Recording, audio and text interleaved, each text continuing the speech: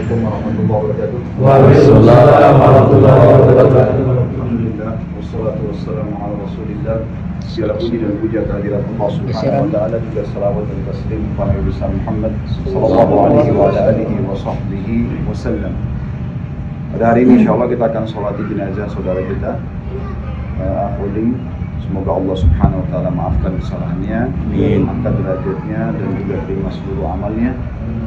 Dan ini kita harusnya melakukan dua hal pada kesempatan seperti ini.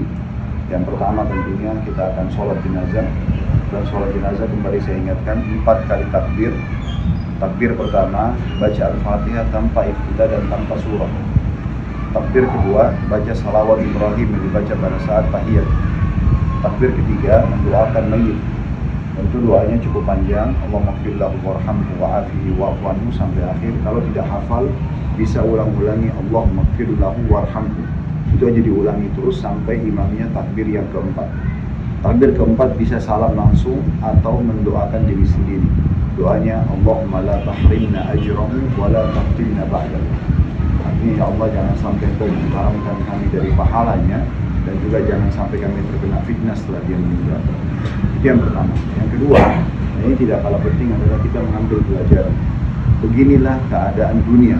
Pasti semua berpasang-pasangan. Ada laki-laki, ada perempuan, ada siang, ada malam, ada lapar, ada kenyang, ada muda, ada tua, ada hidup, ada mati. Ini pasti terjadi. Sekarang mungkin dia mendahului kita, tapi kita semua setiap hari di pagi hari seperti ini sedang menuju ke liang lahatnya masing-masing. Oleh karena itu, kata Nabi SAW, kafa bil mauti dzakira. Cukuplah mati itu menjadi peringatan agar setiap orang menyadari akan ada akhir daripada semua perjalanan dia di muka bumi ini. Cuma perlu difahami adalah kematian bagi seorang muslim itu adalah awal segalanya. Beda dengan orang kafir. Kalau orang kafir justru akhir segalanya. Maksudnya dia sekarang justru sudah meninggalkan kepenatan dunia, dia sudah meninggalkan semua aktivitas dunia, dan sekarang tinggal panen apa yang sudah dia kerjakan. Kalau dia kerjakan kebaikan-kebaikan selama ini, maka insya Allah sudah aman, dia akan terima semua. Wa may ya'mal mithqala dzarratin khairan yara. Siapa yang berbuat dari kebaikan seperti biji sawi, pasti dia akan lihat. Dan siapapun melakukan dosa, kalau tidak sempat taubat, maka wa may ya'mal mithqala dzarratin syarran yara. Siapa yang berbuat seperti biji sawi dari keburukan, pasti dia akan lihat. Manusia terbaik pun Rasulullah SAW juga meninggal dunia. Maka kita semua akan melalui itu.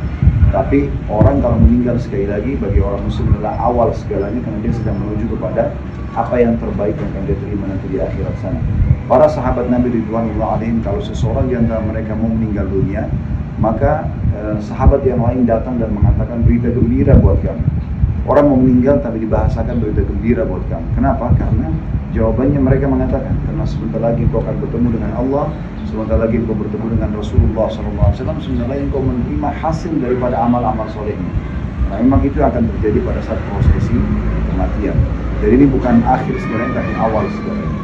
Sekaligus juga saya mungkin mewakili teman-teman di kantor, kalau misalnya ada kesalahan dari Akhuling, mungkin pernah tutur kata yang keliru diucapkan, mungkin pernah menyakiti, mungkin punya utang, mungkin ada hak-hak teman-teman yang masih bergantung, tolong dilaporkan kepada kami insya Allah. Kalau hak itu dalam bentuk materi, kami akan coba mewakili keluarga untuk menanggung itu.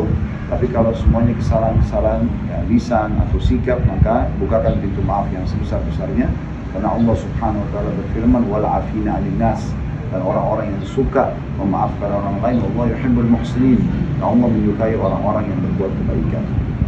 Nah, begitu juga dengan tetangga di sini mungkin dan kerabat yang hadir. Kalau mayit memiliki kesalahan, kekeliruan, maka tolong dibukakan pintu maaf sebesar-besarnya. Sekaligus juga saya mengatasnamakan sebagai pimpinan di tempat Akhuling bekerja, mewakili keluarga. Kalau memang ada sangkutan dalam bentuk materi, maka insya Allah kami akan menanggung itu, supaya keluarga insya Allah tidak terbebani lagi. Begitu saja dalam pembukaan kita masalah menghadapi sholat jenazah ini. Dan sekarang kita akan sholat jenazah. Kalau laki-laki, maka imamnya menghadap ke arah kepala, dan kalau jenazah perempuan, imamnya menghadap ke perutnya.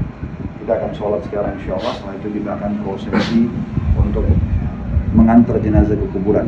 Juga saya ingatkan sabda Nabi SAW, siapa yang sholat di jenazah dia akan mendapatkan 1 qirat, dan siapa yang mengantar jenazah sampai dimakamkan juga dapat 1 qirat. Sahabat bertanya, apa itu 1 qirat ya Rasulullah? Kata Nabi SAW, seperti gunung Uhud. Maka oleh karena itu menghadiri sholat seperti ini bukan hanya karena kita punya hubungan emosional, teman kerja atau keluarga atau tetangga, tapi siapapun muslim yang meninggal dunia, kita dianjurkan untuk menghadiri jenazahnya dengan mengejar keutamaan mendapatkan 1 qirat dari sana. Setiap orang di antara kita kalau tiba di pagi hari begini sebenarnya sudah berkurang harinya dan makin dekat dengan liang lahatnya. Seorang muslim harusnya cerdas mengambil pelajaran dari kejadian seperti ini. Mumpung Allah masih memberikan umur, maka perbanyak amal saleh.